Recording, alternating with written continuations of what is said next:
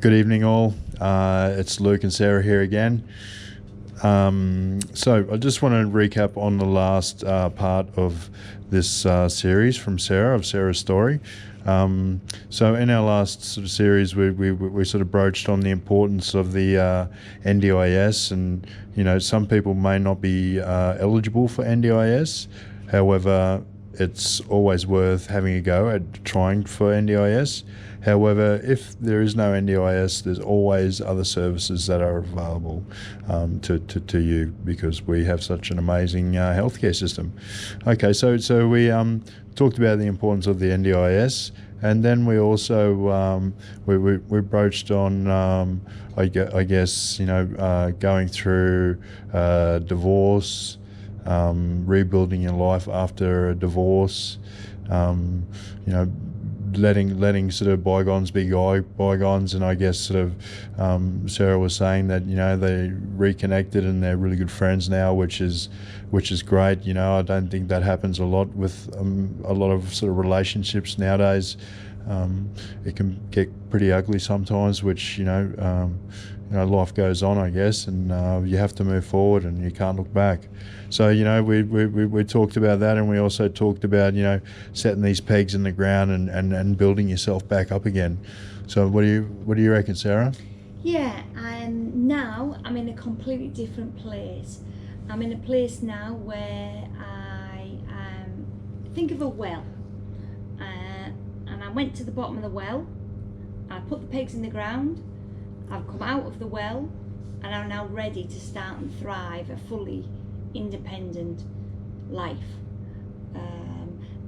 Using the NDIS package, I can access things like my counselling, physiotherapy, photography, one-on-one art therapy, swimming, cycling, the gym. There's so much dance. that you can, It's just amazing. Yeah. I mean, that's one really good thing, is that it helps you get back out into the community, and that's what it's there for, for your quality of life, and that's a good thing. That's a great thing. Making human connections was one of my goals when I was setting the NDIS plan. My goal was making more human connections, because I've lost all my human connections. Being ill, what I found was people just left one at a time. People just walked away, and my support system got thinner and thinner and thinner. So it's time now to rebuild that back up. And people don't come to you, you have to go to them. So it's about joining groups, joining meetups. So think about what you're interested in, whether it's cooking. Do you want to learn to cook Indian takeaway, Indian or Thai, or do you want to learn watercolour or pottery or photography? Whatever your passion is, it's about finding where it is, find the class and go and access it, find other like-minded people that enjoy it, and from there you then start building relationships with people. That's really good sort of information, because what I found is you've also really got to be your own advocate when it comes to getting people to help you to look after yourself.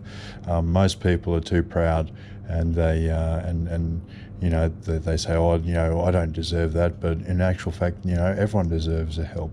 And you've got to be your own advocate sometimes. It can be tough, but I guess that's one thing you've really got to learn as well. I think I found that quite easy, to stand up for myself and be I think that probably was something that I had in my pocket, was to advocate for myself and almost command some help, because it'd been so difficult for so long that I got past, like you say, pride, and I realised I'm on my own. I mean, I have no family here, and very, very few friends. So everything is, my support system is very, very limited. So I'm starting at a very small base, but you only need one attachment to get going, and you must motivate yourself. And once one becomes two, becomes four, becomes eight, and so on, and it just spreads. and it gets quite exciting. Yeah, that's awesome. You know, I sometimes, you know, that's one thing I've really learned. For years, I was a really impatient person. I'd get so impatient if, you know, like someone would stand in front of me with their shopping trolley at the, you know, at a shopping centre, and I get really agitated by it. And I sort of got to a point when I, after my accident, that, you know, you've just got to let things go sometimes, and you know, patience, it definitely, you know, it's a key thing, because you know, no one's perfect, and you know, I guess, you know, that really sort of, you know, I was always one to nitpick things. But not anymore. You know, I just sort of, you've got to let things sort of wash over you like a wave, and let it deflect off you as well. You know. One thing I thought I would do that it's important to me is giving back to this hospital.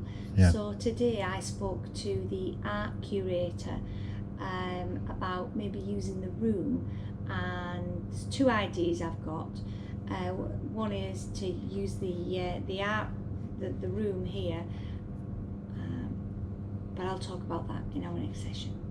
Cool. Okay, we're going to leave it there. The last session was cut off abruptly because we had some technical difficulties, but I think we're on top of that now. So you'll have to bear with me. I'm pretty new to this game. We'll see you at the next part of the series from Sarah. Thanks, Sarah.